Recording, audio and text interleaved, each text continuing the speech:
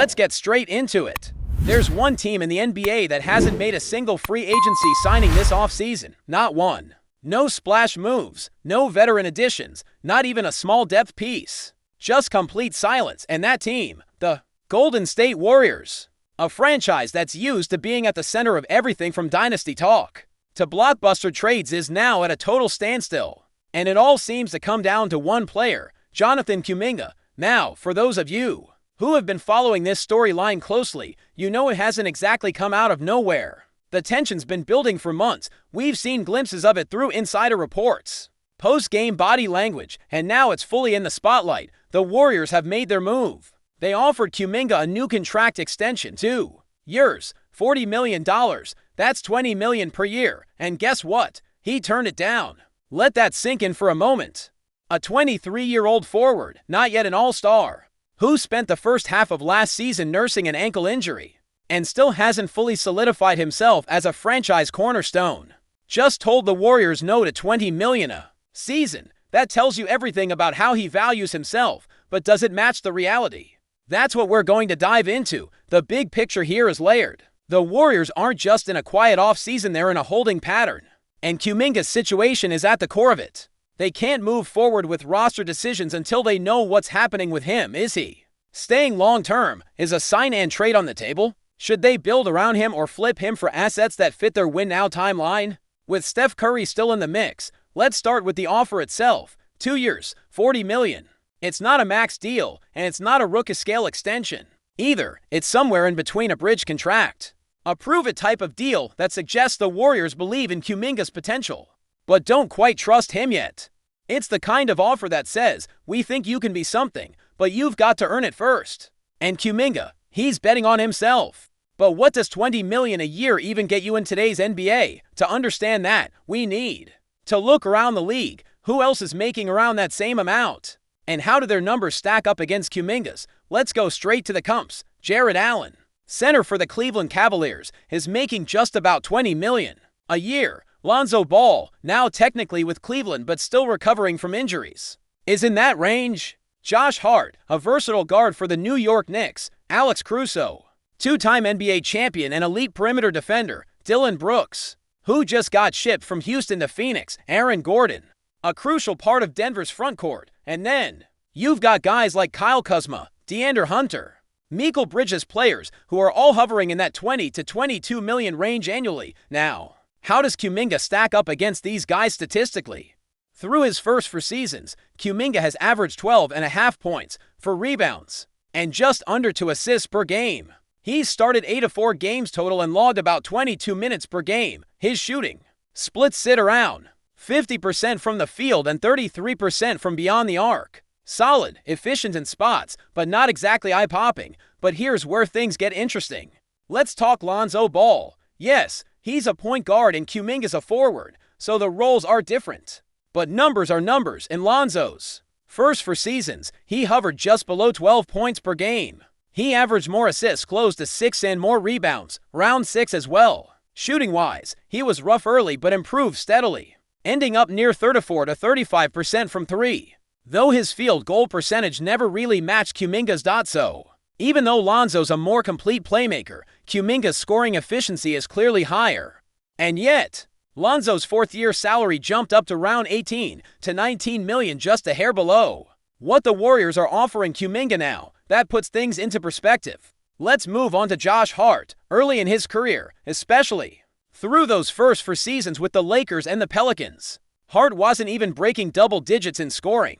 It wasn't until his 5th year that he started to really carve out a niche. Rebounds and assists were solid, yes, and defensively, he brought that hustle, but still, statistically speaking, Cuminga was already ahead of him at the same stage in their careers. Hart didn't start earning significant money until later, hovering around $7 to $8 million before finally getting bumped into the double-digit range in his late 20s. So again, if Cuminga is already outperforming where Hart was at this point in his career, doesn't that suggest the Warriors' offer might be a bit on the low end? Or at the very least, it's not as outrageous of a rejection as some people might think. Now, let's bring in Alex Caruso. Caruso is a different case entirely. Undrafted, bounced between the G League and the Lakers. Eventually carved out a role as an elite defensive guard, but offensively, His production has always been limited. He's never been a big scorer. Never. Average double digits. His value is in intangibles, deflections, perimeter defense, hustle plays. And even he's making close to $20 million now in his later years. In year 4, Caruso was still earning around $8 million. So when you stack Cuminga's production 12.5 points, 4 boards, solid efficiency against guys like Caruso or early career Josh Hart, it's not hard to see why he might think he's worth more, or at least worth betting on himself for a bigger payday down the line. Now let's pivot to Kyle Kuzma. Kuzma came into the league hot, especially in his first 2 years with the Lakers, 14 points per game, right out the gate, and hovered around that number for a while. Rebounds and assists were modest, about 5 and 2, respectively.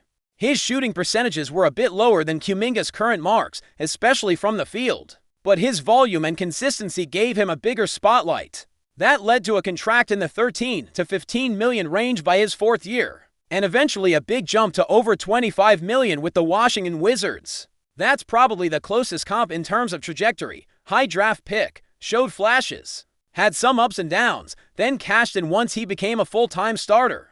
If Cuminga sees himself on the same path, then rejecting 20 million now in hopes of a Kuzma-level deal later actually makes sense. And finally, we look at Jarrett Allen, different position. Obviously Allen is a center, but his early years in Brooklyn were kind of similar to Cuminga's situation in Golden State. Rotational role, flashes of upside, good but not elite production. Allen didn't start making 20 million per year until his 5th season, after being traded to Cleveland, where he became a key piece of their young core. There, he averaged around 11 points, high-level rebounding, and great rim protection. Still, it took him years to earn that kind of deal. So here's the key question. Is Cuminga in line with these players? Statistically, he's not far off. And considering his age and potential, you could argue he deserves to be paid like a future cornerstone, not just a role player. But there's a catch: the Warriors aren't a rebuilding team. They're still trying to win now. And with Steph, Draymond, and Klay still on the books, Cuminga isn't going to be the focal point anytime soon. That's where the friction lies. If Cuminga were on a team like the Spurs or the Pistons or even the Rockets, he'd probably have the green light to shoot 15 times a game and develop through his mistakes. But in Golden State, he's expected to fit into a precise system, make the right cuts, defend at a high level, and take the opportunities when they come. That kind of environment doesn't always showcase a young player's full range, and Cuminga knows it. So maybe the rejection isn't just about money. Maybe it's about role, opportunity, and long-term fit, and that brings us to the trade rumors.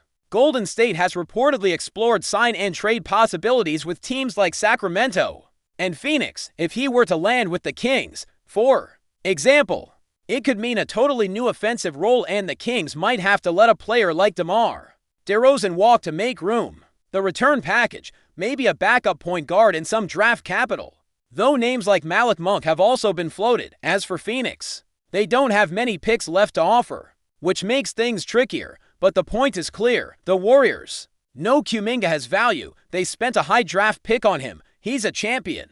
He's shown flashes of being a two-way force, and yet, here we are stuck in a contract standoff, right in the middle of the NBA offseason. Now the front office has a decision to make. Do they increase the offer and commit to Cuminga long-term? Do they stick to their guns and risk losing him? Or do they flip him for assets that help Steph chase one more ring? And for Cuminga, this could be the defining moment of his young career. Does he stay and fight for his place on a veteran-heavy roster? Or does he push for a move where he can finally be the guy? One thing's for sure, this isn't the kind of drama we're used to seeing out of Golden State. But in today's NBA, even dynasties have to evolve. Before we continue, make sure to leave a like and subscribe to the channel so you won't miss any exclusive dubs. Updates, let's keep going. Whispers are swirling around the Golden State Warriors camp as the team seems to be casting an eye far beyond the U.S. mainland, all the way to the Philippines. Unconfirmed reports suggest that the Warriors may be preparing to bring in the sensational Filipino duo Kai Sotto and RHENZ ABANDO, sparking excitement and intrigue across the basketball world. While nothing has been officially confirmed, insiders close to the situation hint at preliminary talks, or at least a keen interest from the Warriors scouting department. Both Sotto and ABANDO have turned heads with their remarkable performances in international play, with many analysts labeling them as future stars in the making. Sotto, the 7-foot center, has long been seen as a generational talent with elite size and playmaking instincts, while ABANDO brings electrifying athleticism and scoring ability from the wing. A perfect fit for the Warriors' fluid, fast-paced system. It's no secret that the NBA has been increasingly global, with franchises hunting talent from all corners of the globe. The success of international players like Giannis Antetokounmpo, Luka Doncic, and Shai Gilgeous-Alexander has changed the landscape, and it seems Golden State could be the next team to tap into that global wave by eyeing Southeast Asia's brightest, according to unnamed sources. The Warriors' front office sees long-term potential in SOTTO and ABANDO not just as rotational pieces, but possibly as cornerstone players in a post-Curry era. The speculation intensified after several key Warriors staff members were reportedly seen attending international showcases where both players featured prominently. Could this be the dawn of a new era in San Francisco, one where Filipino pride meets NBA legacy? For now, it remains a tantalizing possibility, but where there's smoke, there's often fire. Keep your eyes on the Bay Area. The next great chapter in Warriors history might just be written in Tagalog. Stay updated exclusively with the latest Dub Nation news. Subscribe to our channel and hit the like button to keep getting daily updates on the Warriors. Don't forget to share your thoughts in the comments. Your input is essential for the Dubs community. Stay tuned for the next video.